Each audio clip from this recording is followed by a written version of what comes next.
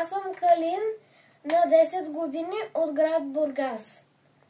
Нарисувах рисунка на мини робот, който работи на батерии и има автоматична лопатка, с която може да изкопава неща от Земята на Марс.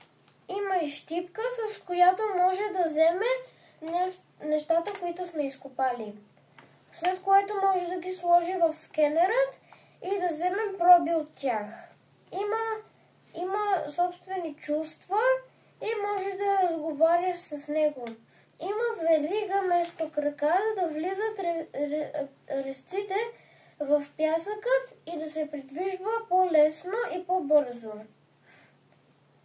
Има си антенки, с които може да долавя местоположението, нашето местоположение, с ето тези две точки в левия и десния горни ъгъли, и на холограм може да показва карта на Марс и да видим къде се намираме в момента, за да не се изгубим. Трите неща, които ще взема на Марс, са знаменце, с което да забия в Земята и да покажа, че съм бил там. Също така батерии за роботът и книга, която да чета.